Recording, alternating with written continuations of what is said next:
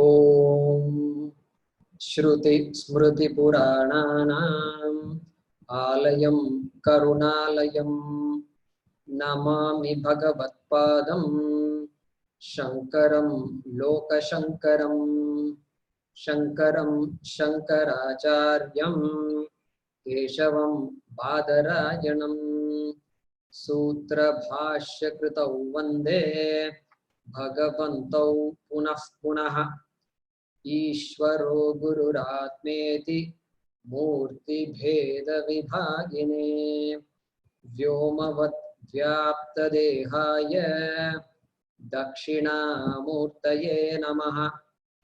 सदाशिवसमारम्भां शङ्कराचार्यमध्यमाम् अस्मदाचार्यपर्यन्तां वन्दे गुरुपरम्पराम्। ॐ सहना भवतु सहनौ भुनक्तु सह वीर्यं करवावहै तेजस्विनावधीतमस्तु मा विद्विषावहै। ओम शांति शांति शांति। ओम पार्थाय प्रतिबोधितां भगवता नारायणेन स्वयं व्यासेन ग्रथितां पुराणमुनिना मध्ये महाभारतम् अद्वैतामृतवर्षिणीं भगवतीम् अष्टादशाध्यायिनीम् अम्ब त्वामनुसन्दधामि भगवद्गीते भवद्वेषिणीम्। यं ब्रह्मा वरुणेन्द्ररुद्रमरुतः स्तुन्वन्ति दिव्यैस्तवैः वेदैः साङ्गपदक्रमोपनिषदैः गायन्ति यं सामगाः ध्यानावस्थिततद्गतेन मनसा पश्यन्ति यं योगिनः यस्यान्तं न विदुःसुरासुरगणाः देवाय तस्मै नमः देवाय तस्मै नमः।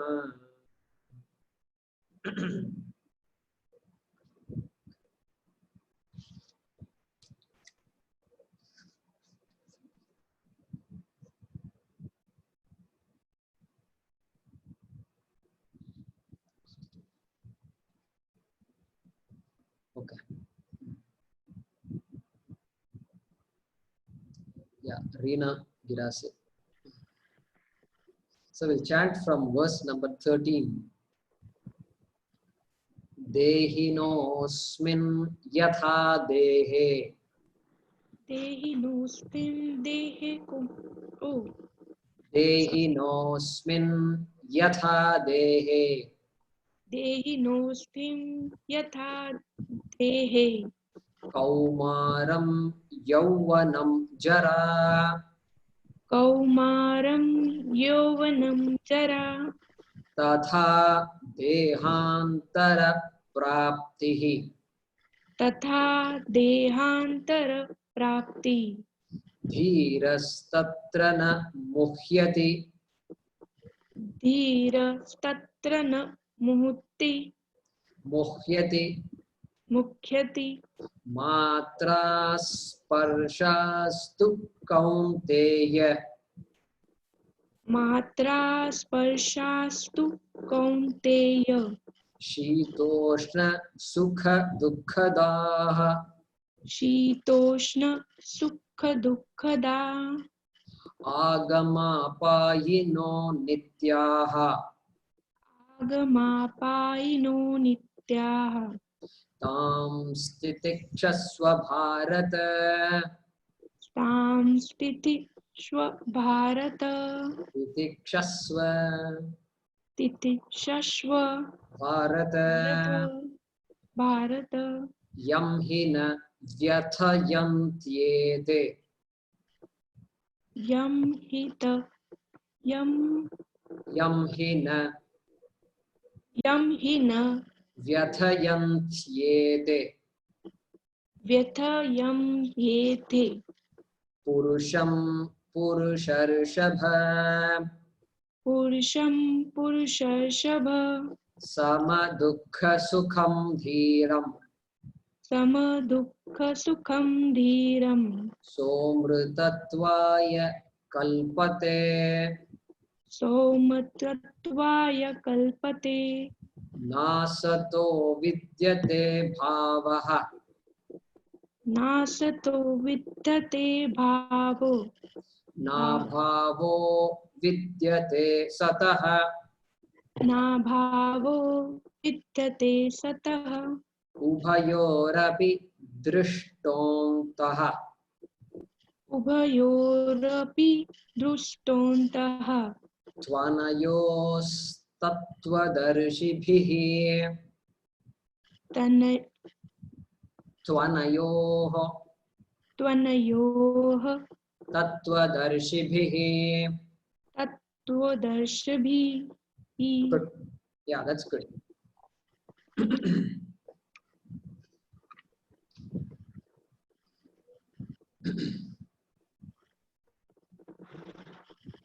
So I'll unmute a couple of you.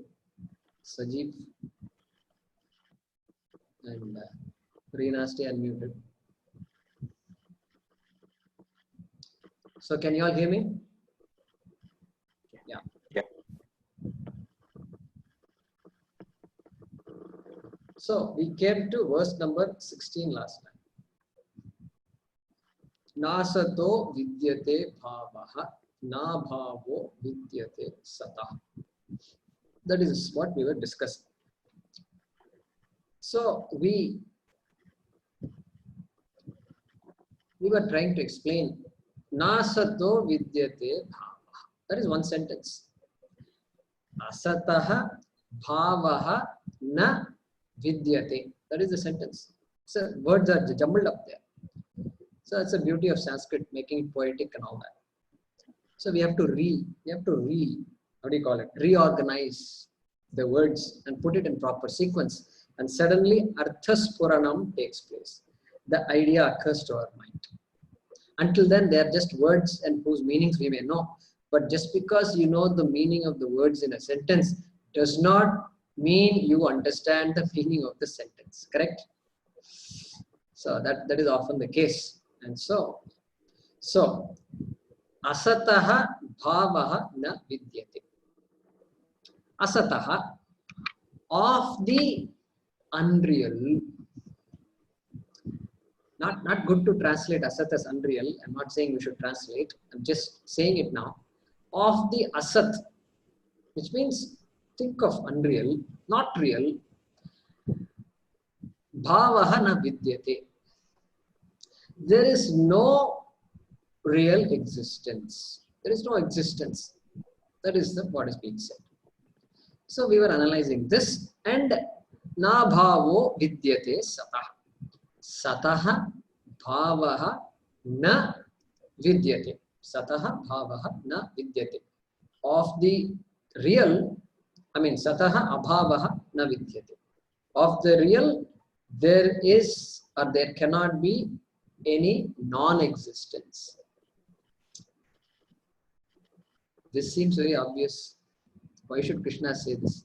Of the real, there can't be non-existence. What do you mean by that? This pencil is real. There is no non-existent. Pencil is existent, of course. So what is the big deal? Of the unreal, there is no existence. That also seems obvious. Asat. So here asat can mean what?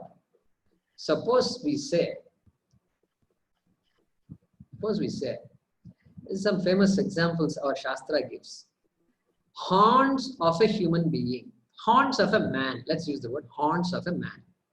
Horns of a man. Correct? This one. Horns of a man. Is it real or not? That is the question. Now, when I did like this, you nodded your head. That means what? You nodded your head for something real or unreal. So even the unreal is capable of making us happy. Sometimes it looks like we can smile at something that's unreal. But then we never see horns, any human being having horns, except when they put, except in all this, what do you call this? Those shows we used to have those days. Not Star Wars, but the TV series. I forget the name of that series. It's called this, William Shatner and all these people acted in that series, and encounters, the spaceship and all that. There, these people have long noses and they have horns and all these things we see. We know a horn. Horn is real. Human being, man is real. And we are all very creative people, We are very creative people. We are very creative when it's not needed. And, like we play and then children are all very creative. And so we say, oh, let's put horns to the man. And then it's very attractive, It's a very good way to catch everybody's attention. So, this man's horns, Manushya Shringaha. Manushya Shringaha, man's horn. The word asat in this shloka, does it mean something like this? Man's horn? Which you obviously know it's not. It's non-existent. Man's horn is non-existent. We don't see it. Except in movies, we don't see it. There's really no such thing as man's horns. Or another example they give. Shasha Vishana. Same thing. Horns of a rabbit. Horns of a rabbit. The cuddly rabbit. And you hold on to the rabbit and the rabbit never comes to you because it's constantly running away. Little bit of motion, it runs away. But if you have a rabbit pet and look at the horns, you look at your friend's pet rabbit and say, look at the beautiful black horns of this rabbit. And your friend is saying, what are you talking about? Look at the beautiful black, symmetrical, long, black, sharp horns of this rabbit. And then your friend doesn't know what to tell because you're saying some nonsense. What you're saying doesn't make sense at all. Does the word asat that Krishna is saying refer to the horns of a rabbit? That is a question we have to ask. Because asataha bhavahana vidyate. The unreal doesn't have existence. Like the horns rabbit. Very correct statement. Horns rabbit doesn't exist. Correct statement. But then Shankara says that cannot be, because otherwise this statement is unnecessary. It's an unnecessary statement to say that horns of a rabbit don't exist. That too in Bhagavad Gita, he doesn't have to say all this. Therefore, now what does asat mean? We need to look into it. So last time we saw the pot, the clay pot we saw. And we saw how the pot depends on clay for its existence. But the clay does not depend on the pot for its existence. And so the clay was, the clay is, and clay will be. But the pot has a date of birth and it's changing constantly, and it will have, its obituary will come in the newspaper someday. Okay, that is the lot of this pot, correct? So here,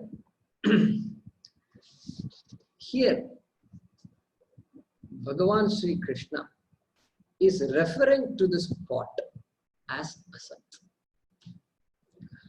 Asat, we saw the pot is nothing but a name and a form.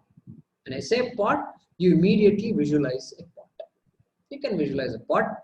Empty pot, full pot, all that is fine, but you visualize a pot. So the pot has a form, and pot is a word in a particular language. In Sanskrit, if we have to say, we will say ghataha. Ghataha.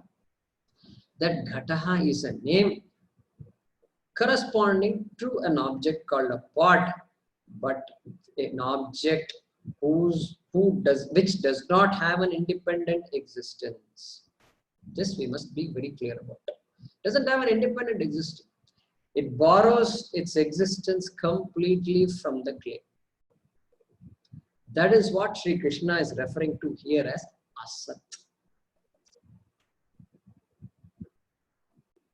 And so this asat constantly changes. Therefore, it doesn't have any real existence.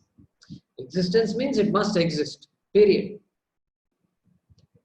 That is the definition of sat. Sat means that which exists always. And so, sataha abhavaha na vidyate.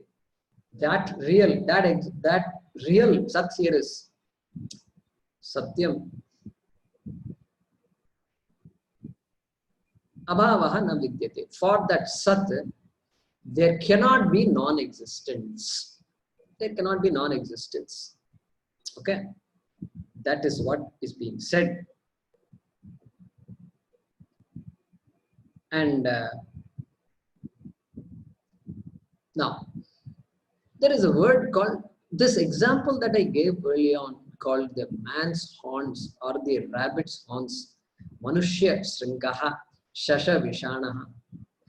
That kind of the reality of the man's horns, there must be a word for it. Book has a reality because I see a book, there is an object called a book. Pot has a reality.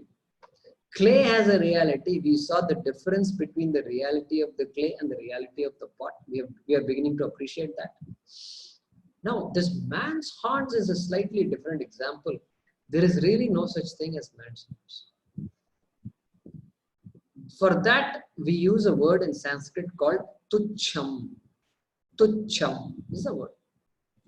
When you say something is tucham, it means it's entirely false. Entirely false. Atyanta abhava means completely non-existent. You can imagine a man with horns. That is okay. That's allowed because that your mind has been given that gift of imagining things. There's too many Star Wars you've been watching, especially Corona and all, sitting at home, you don't know what to do. Go back to Google and then YouTube and then all the past serials you can look up and then you can type and you can watch. If somebody remembers that series name, you let me know. And Star Trek, correct. Not Star Wars, Star Trek, correct. So I watched too much of it, so now it becomes real. Because a man, you can't imagine a man without horns also. And at the same time, you see a lot of men behaving as though they have horns. This also is a problem.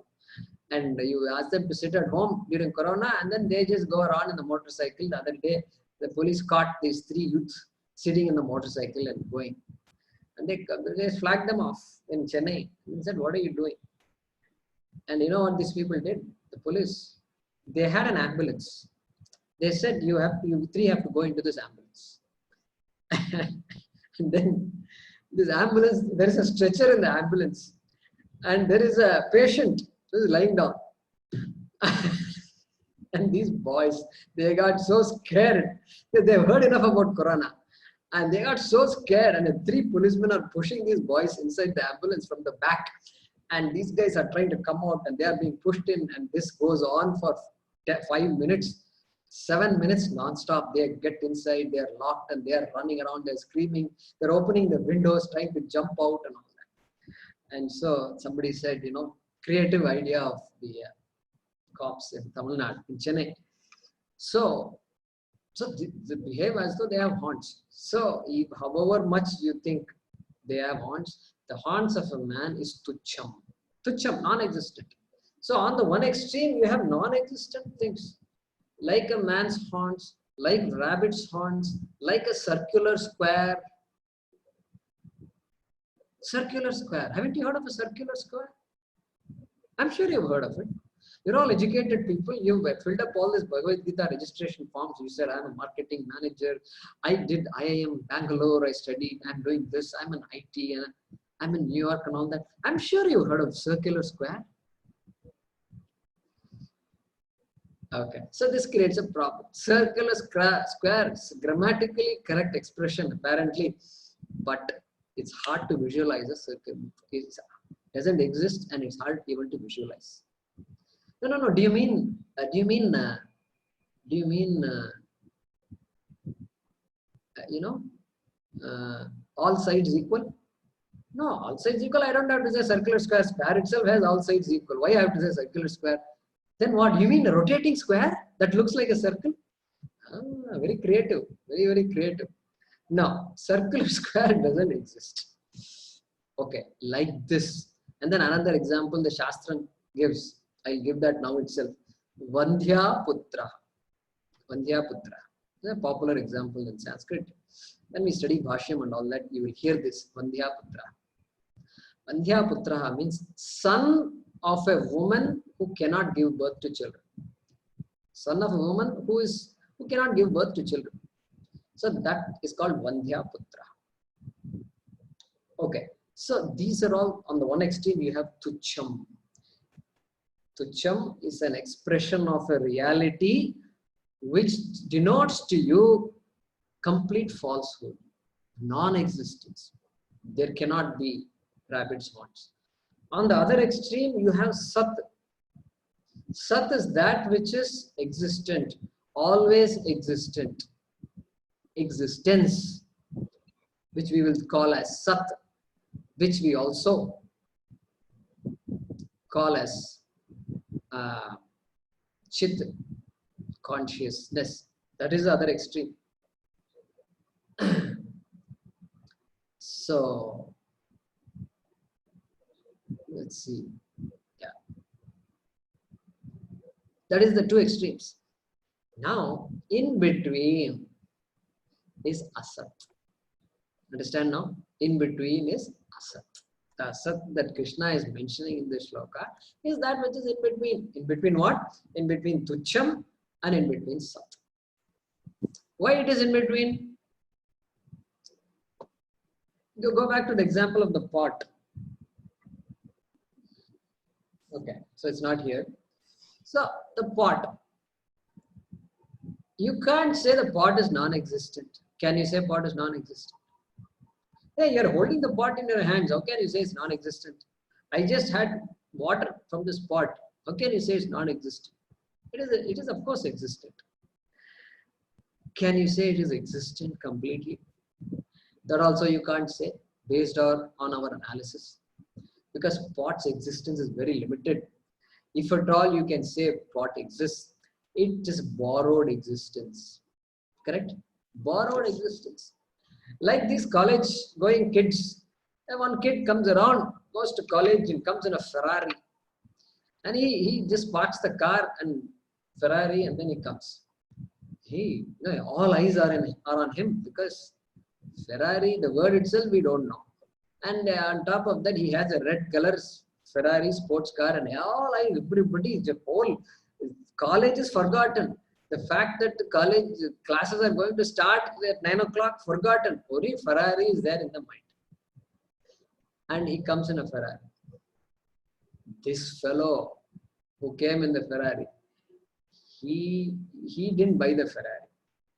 He has not even passed the 11th class exam properly. He's come to college because his father is a politician and he pushed him into college. This fellow is not interested in studying. He has no money. But he has money to buy Ferrari. Why? All borrowed money. It's all coming from up north. It's all coming. So all borrowed knowledge. Ferrari is there, but iska nahi hai. And he says, mera Ferrari. So the same thing. Pot also same existence. All borrowed existence. Completely. So, Asat. Tucham, Asat, Sat. So we are not saying pot is non-existent. We cannot say pot is independently existent. Therefore, that kind of an object, we've already looked at it earlier. We used the word mithya. Now, Krishna is using the word Asat. It means the same thing. Mithya. Na mithyayaha bhavaha vidyate. Nasato vidyate bhavaha. Na mithyayaha vidyate bhavaha. Same meaning. Replace asat by mithya. You get the same meaning. This is that Tucham. We introduced Tucham to better understand Satyam and Asat. Sat and Asat. Now,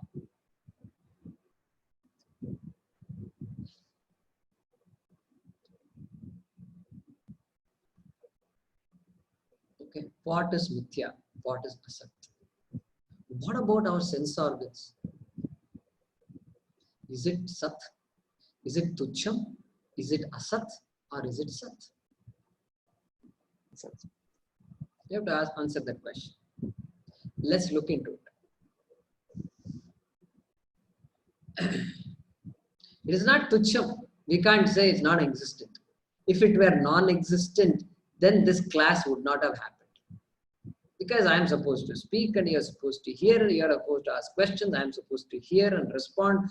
All this cannot happen without the sense of hearing. Or the sense of sight must be there for all this communication to happen. Therefore, the sense of hearing is not Tucham. Sense of hearing is its Sat. Now, let's analyze this.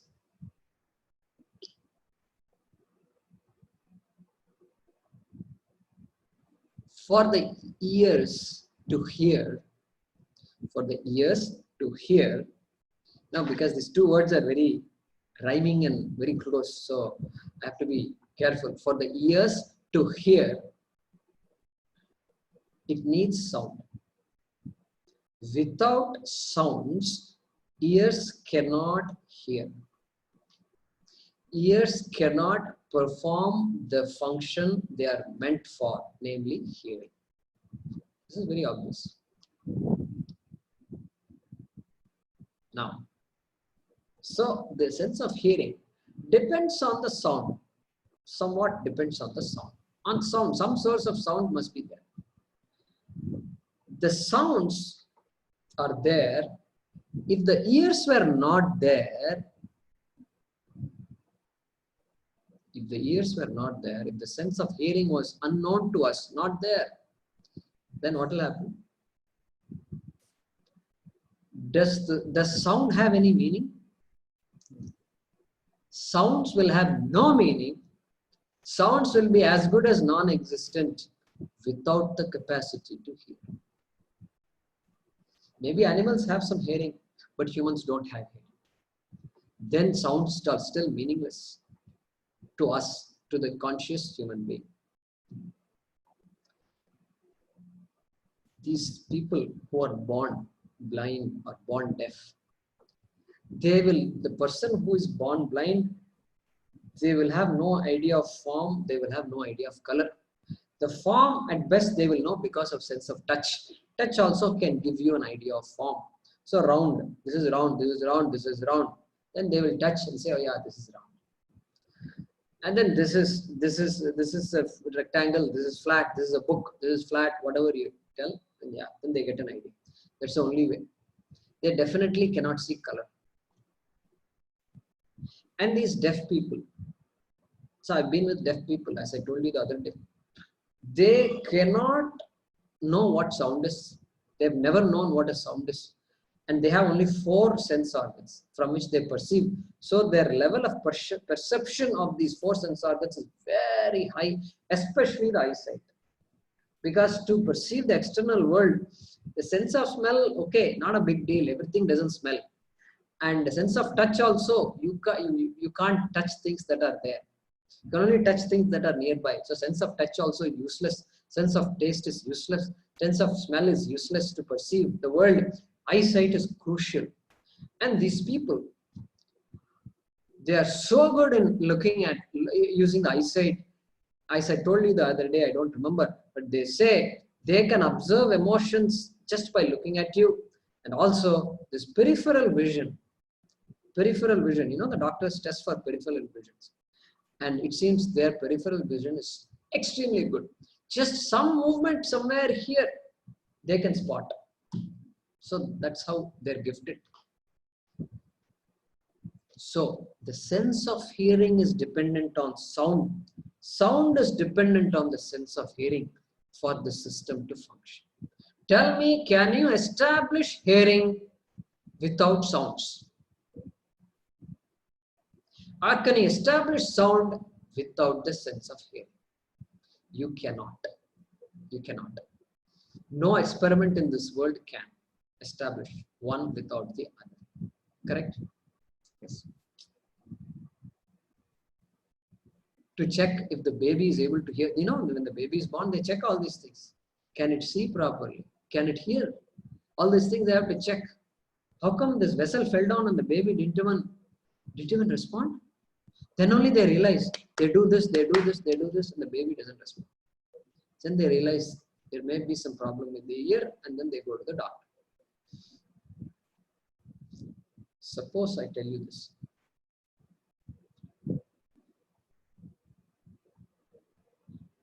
New York Times published an article that scientists have discovered that the human beings are gifted with a seventh sense organ. Seventh. I'm purposely giving the example seventh. You know why? Because sixth sense, if I say, then you will think of the sixth sense. Some intuition, some Shakti we all have. And he has a sixth sense. He always knows if Guruji is coming from outside or something. This sixth sense we all have. So I'm not using the word sixth sense. All of us have sixth sense. Let's say New York Times is reporting every human being has a seventh sense. And it is located in the intersection of the nostrils and the eyes in the ENT system. It is located. But then nobody knows what that sense organ is meant for. Because there is no source. There is no source of that. The source is yet to be found. Like that, suppose the news comes up. Suppose somebody says that. New England Journal of Medicine, it was published yesterday. We should give these names because, apparently, if I know, I am not even a doctor, and I have heard of New England Journal of Medicine. That means it must have some weight. I must have read it in the newspapers or something like that.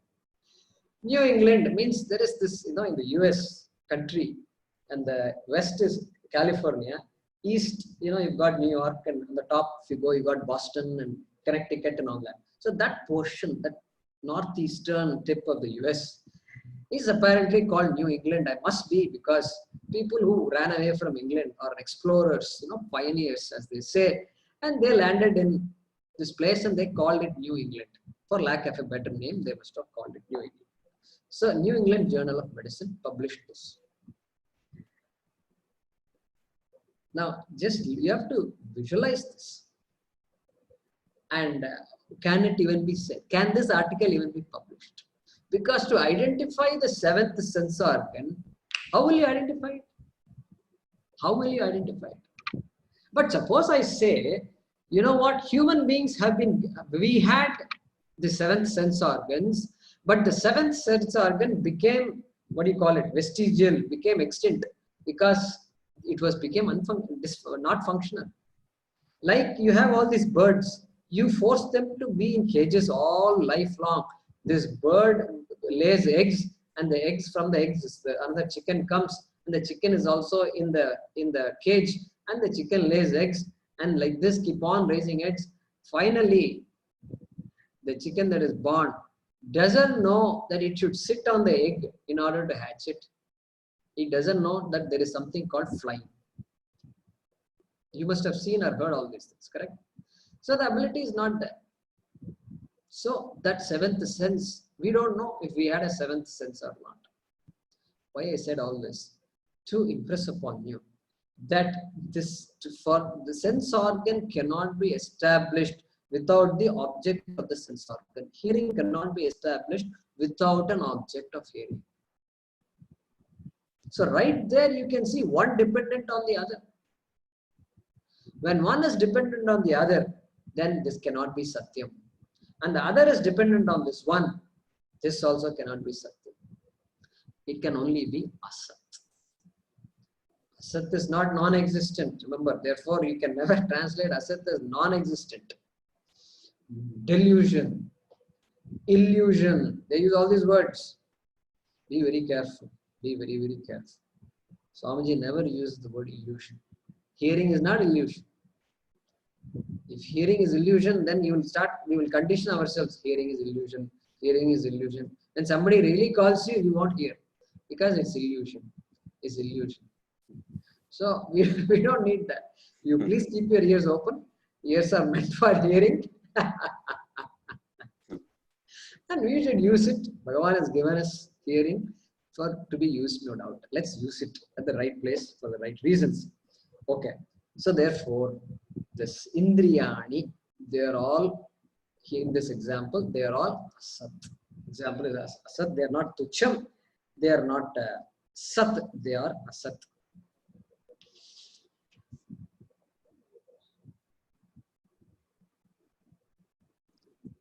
And we've said, of course, Asat.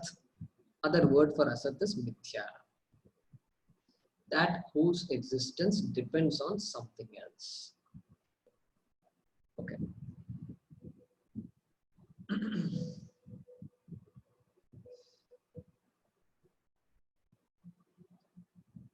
So this idea of objects we are analyzing, and we will say that therefore every object in the world you analyze, it's going to be mithya.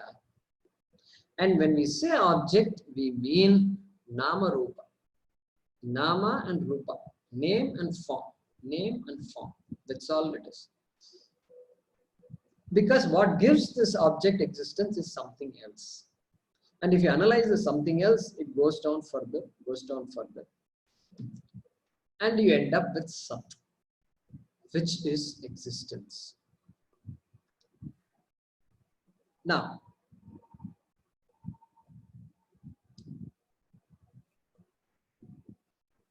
one of the attributes of this Asat is change.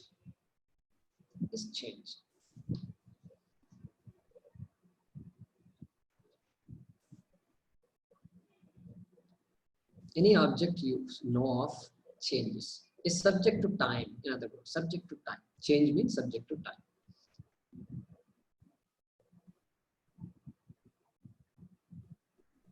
So of course our bodies are all changing as well. We know that very well. You may or may not realize it, but it has already, since this Bhagavad Gita course started, you are now 6 months older than that. I think 6 months or some X months. We are older now. So we're all old now by 6 months, older by 6 months since we started. So we are not the same person anymore. Why? Because change. Every object, whether you take a bottle or you take any object in your home or outside, is subject to change. So vikara, subject to change. You look at a movie.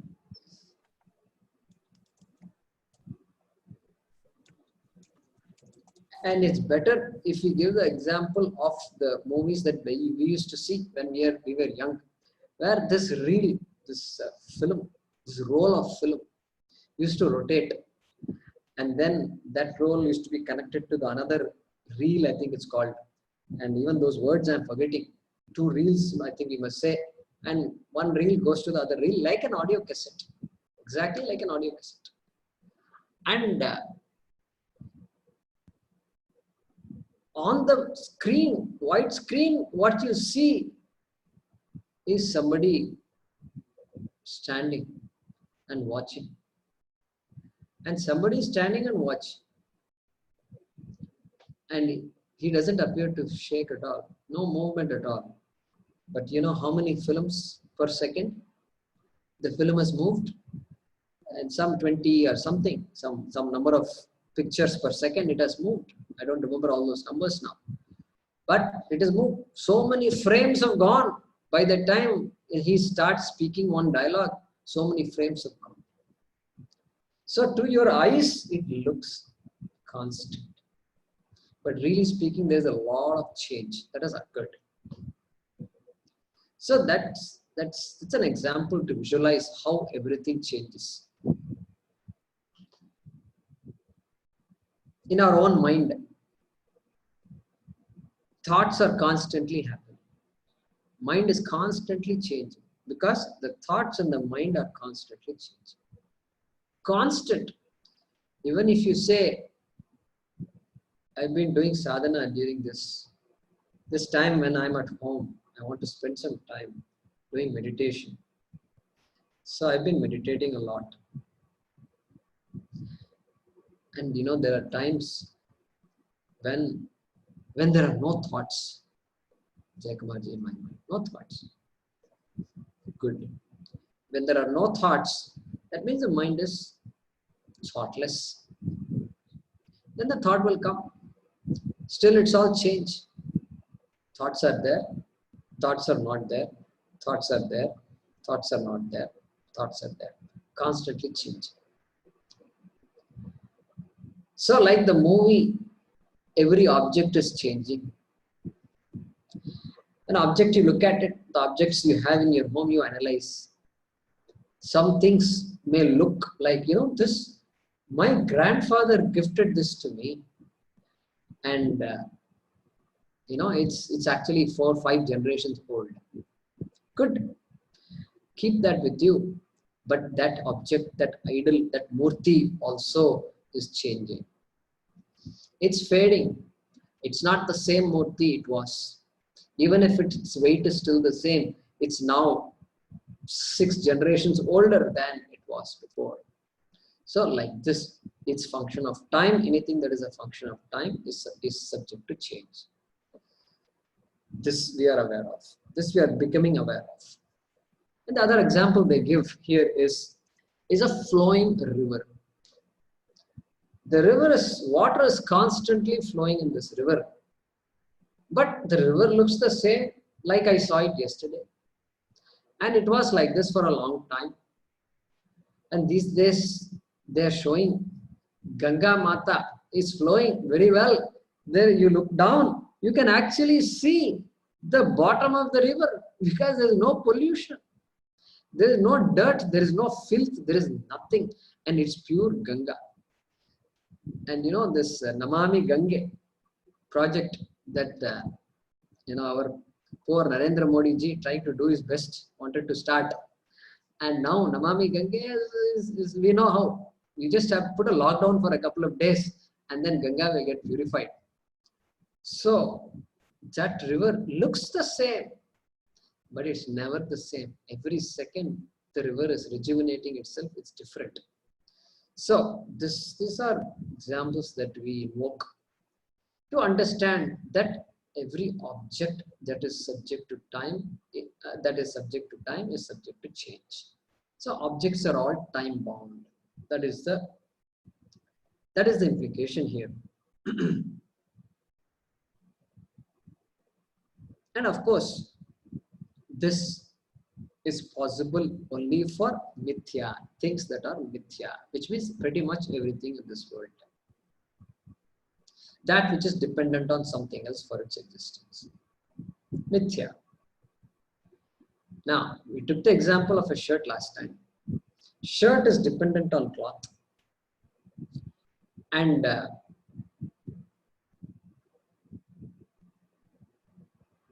shirt cannot exist without its cause, the cloth. Without its cause, the cloth. And even if you can't even imagine a shirt without material.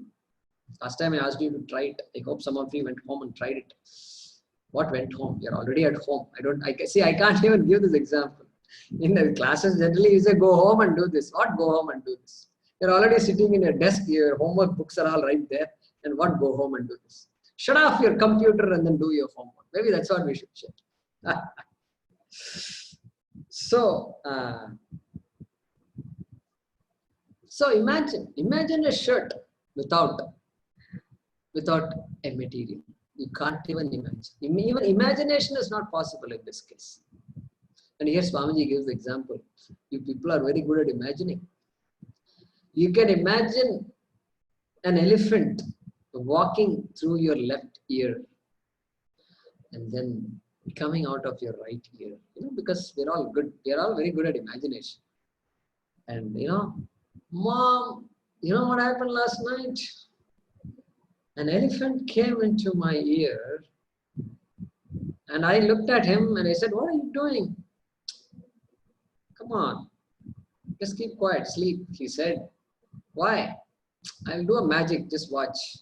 I watched him. An elephant went into my left ear and then he disappeared for 1 minute, and then out he came from the right ear. He came and the elephant came out. Mom, this was the best thing that happened to my life. Happened to me. Something like that. So imagination, beautiful imagination. You can write a poem on this. I don't know what is the use of this poem, but you can imagine.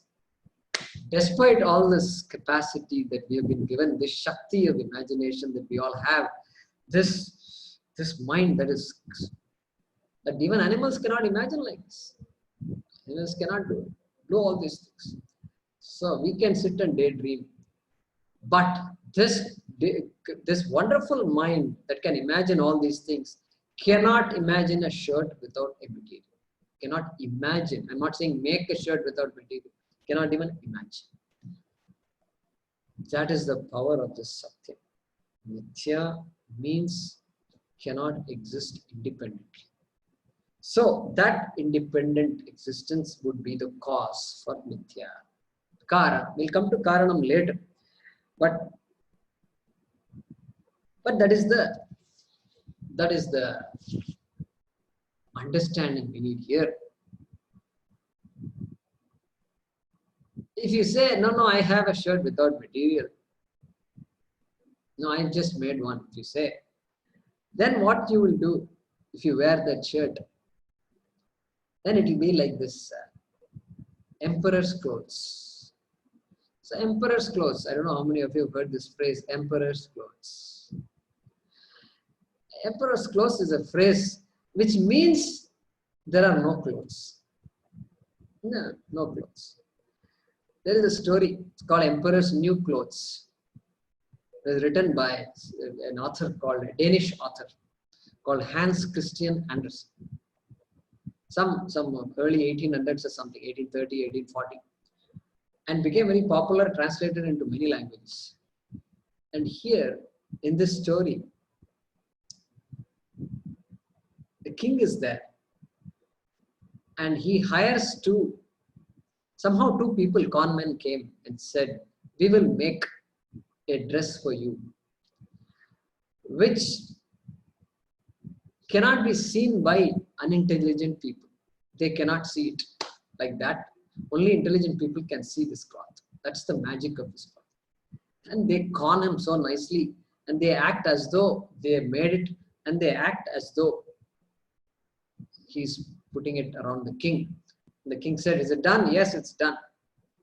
Or maybe it's the other way around. He must have said, he can't say this, because otherwise if the king can't see, then the king will think he's stupid. So that can't be the case. It has to be the other way around. Intelligent people cannot see this cloth. Like that he must have said. And that's the quality of this cloth. So the king cannot see it. Yes, that means you are intelligent. Oh Lord, you are very intelligent. And so king feels very good. And he parades. The king parades with this cloth, new cloth. And everybody knows about it. And nobody can say anything. And so everybody keeps quiet. And then everybody says, emperor's new clothes. We're all intelligent, so we can't see. And one child looks at this king and says, my God, Mama, the king is not wearing any clothes. And then everybody screams like that. And so this emperor's clothes. So if you say that I made a shirt without material, then you are only talking about emperor's clothes, which is not being talked about here. So this shirt, the cloth, the shirt has its bhava in the cloth. Therefore, shirt being asat, asataha bhavaha na vidyate. Shirt does not have independent existence. Its existence depends on cloth. Then of course, cloth doesn't have an independent existence. Asataha bhavaha na vidyate. then you have to look for the cause of the cloth, and that fiber, that cotton has real existence, and so cotton is the Sat. Then Sat also, because it has a cause, that Sat, what you thought was Sat becomes Sat. So this is the way it goes.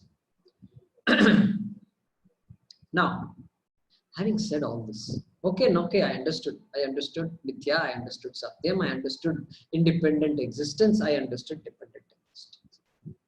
But I still see a world. Everything is real in this world. I can't ignore anything.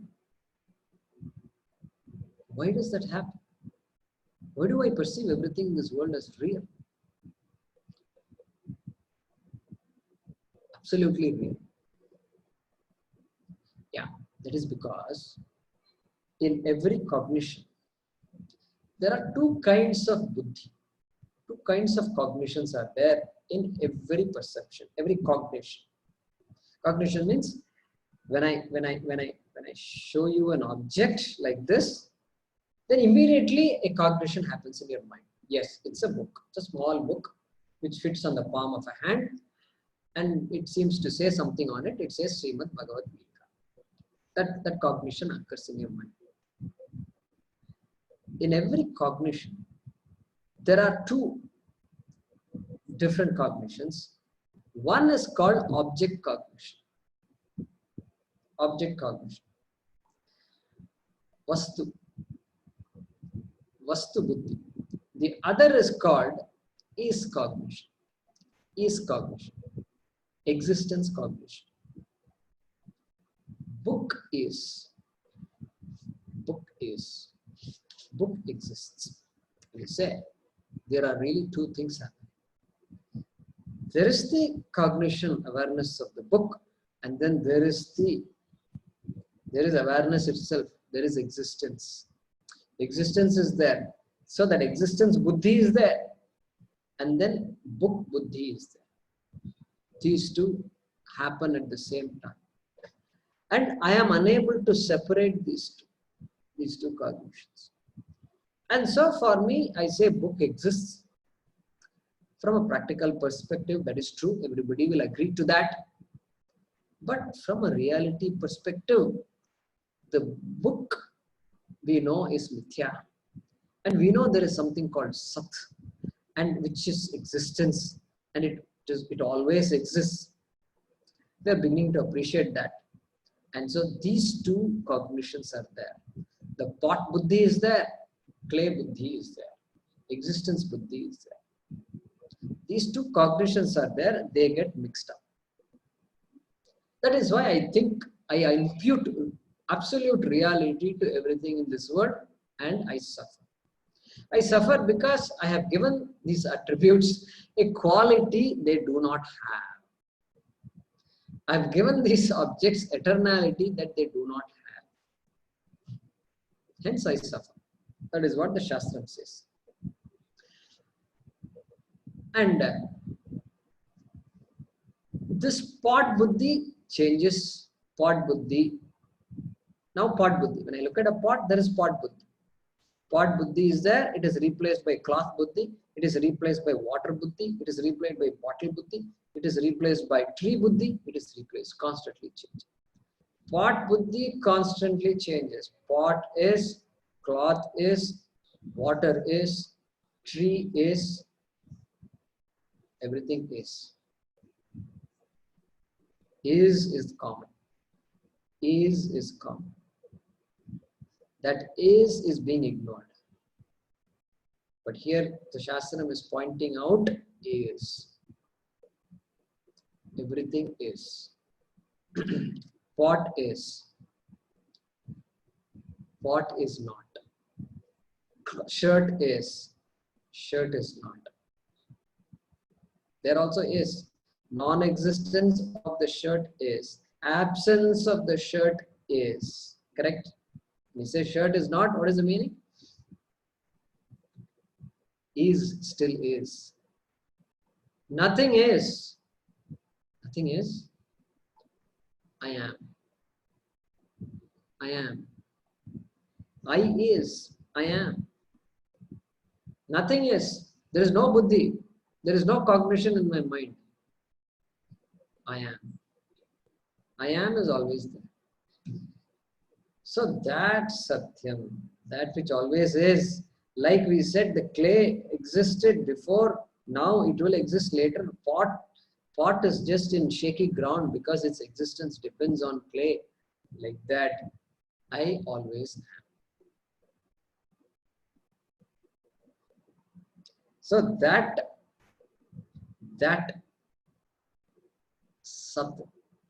Sat never changes. Asat always changes. Asat changes. Asat buddhi changes. That which always changes is Asat. That which never changes is Sat. So that is doesn't change at all. Pot is, class is, students are, teacher is, Swamiji is, Bhagavad Gita is, so many things are. After the class is not, teacher is not, laptop is not, nothing is there, sleep is there. No cognition is there in sleep. No cognitions are there. I am. I am. So that existence is constant. Is constant. Which we have taken for granted. Like Corona. Corona is needed for us to appreciate everything that we have taken for granted. Correct? Be wherever you want, go wherever you want, eat whatever you want, say whatever you want. This is my life. Corona comes and says, now continue doing that. No, everybody is just wondering what tomorrow is going to look like. And we really appreciate what all we have. What all we have. Getting up in the morning onwards, the fact that our body is functioning. You look at your hands. Yeah, it's functioning. My fingers are all functioning. Wow. Another day. Lift your legs. Oh, legs are working. I'm able to lift my legs. Say something. Sri Rama Jayam Om Gadana Antava. My God, I can even say. The vocal cords are working. I can hear what I'm saying. Oh, my hearing is working. I can see things. My eyes are working. My goodness, I've got one more day. It's a gift. That is the way I have to think now. Corona has made me think like this. So like that, existence always is, which has been taken for granted. And that is Sat. And so we are trying to appreciate. And I'll give another example next class, which will also help us understand how our understanding so far has been based on confusion and how we have confused things a little bit. This Satyam and Mithya. And so what we did today is continuing to understand. Na asataha bhavaha na vidyate. The unreal cannot have existence. Na bhavo vidyate sataha. Sataha abhavaha na vidyate. Of the real means absolutely real. Non-existence is not possible. This is what we are trying to analyze. So we will continue this discussion in the next class.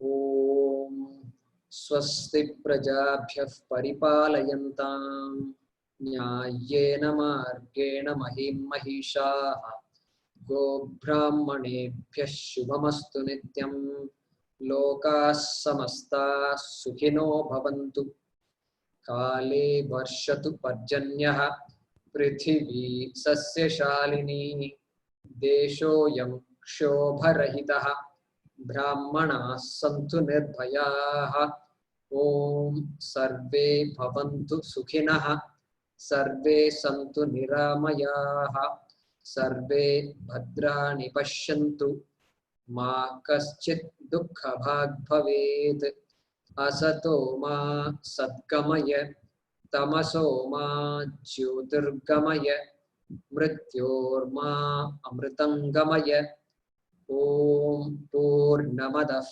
पूर्णमिदं पूर्णात् पूर्णमुदच्यते पूर्णस्य पूर्णमादाय पूर्णमेवावशिष्यते ओम शांति शांति शांति हरि ओम श्री गुरुभ्यो नमः हरि ओम।